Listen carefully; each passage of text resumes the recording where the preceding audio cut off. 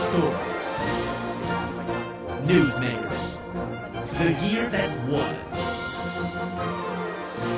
Balitang America, the year-end report. Magandang gabi po, ako si Ben Pimentel kasama si Cara Subihano. Ito ang espesyal na edisyon ng Balitang Amerika.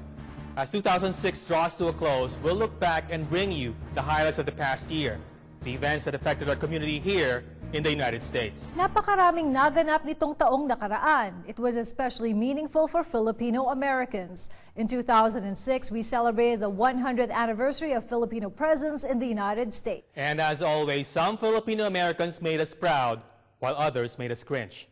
Tonight, we'll also bring you Balitang America's top 10 newsmakers of the year. But first, the year in review. This year, some well-known and high-profile community members fell from grace, while some ordinary Filipinos got into the news for the worst possible reasons. Bringing us that story is Chicago correspondent Don Tagala. A University of the Philippines biology major, Don started out as a science researcher in Manila for ABS-CBN Foundation's educational TV show, Siniskwela, in 1994. In Chicago, he was a coordinator for Chicago Center for Clinical Research. Here's his report. Throughout the year 2006, ABS-CBN News covered and reported stories of crimes and misdemeanors as they happened in Filipino communities around the nation. As the news pursued these cases and followed up on their progress, in most cases, justice was served to the victims and their families. In Wisconsin, 2 Milwaukee doctors were found guilty taking advantage of an undocumented Filipino.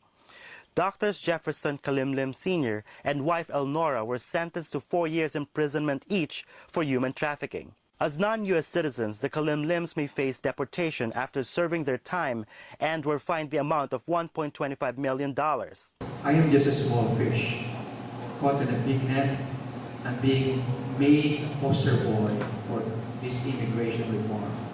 Irma Martinez was forced to work illegally as their maid for 19 years. In San Jose, California, Ben Menor, former president and CEO of not-for-profit Senior Northside Center Community, was indicted on felony embezzlement charges and may face up to 4 years and 4 months of cell time.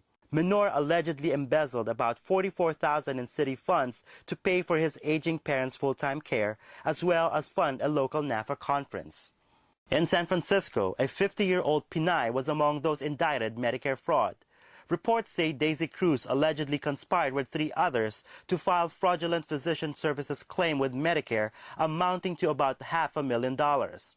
Still in San Francisco, the search for Claire Tampanco's murderer came to an end when Tampanco's ex-boyfriend and murder suspect Terry Ramirez was arrested in Cancun, Mexico last June. 33-year-old Ramirez was listed as San Francisco's 10 most wanted, was captured by FBI. Authorities expect to extradite him to face trials here in the U.S. Tampanco was stabbed several times in front of her 2 children in her basement apartment. In the East Coast, a gruesome murder-suicide of a Pinoy family jolted a quiet New Jersey neighborhood last October. Jaime and wife Elenita Malimban were found dead inside their home. Elenita, a nurse, was found with multiple stab wounds in her bedroom, while insurance salesman Jaime was found hanging dead in the garage with a lengthy suicide note. Don Tagala, ABS-CBN News. Our next big newsmaker of 2006 is coming up next. Number 6. Former FBI analyst Leandro Aragoncillo pled guilty to espionage against the U.S. and faces 24 years in prison. Co-conspirator, former Philippine police officer Michael Ray Aquino, faces up to 10 years behind bars. And now we introduce to you the men and women who make Balitang America possible. This is the terrific team behind the ABS-CBN Global News and Current Affairs shows, the same group that brings you the talk show Speak Out.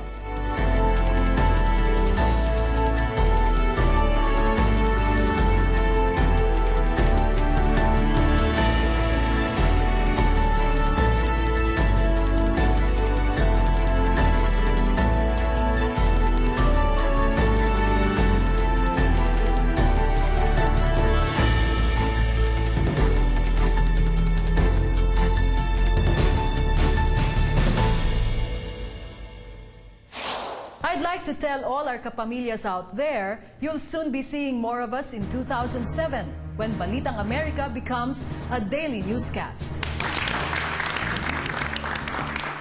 Keep watching. Maraming salamat and have a great 2007.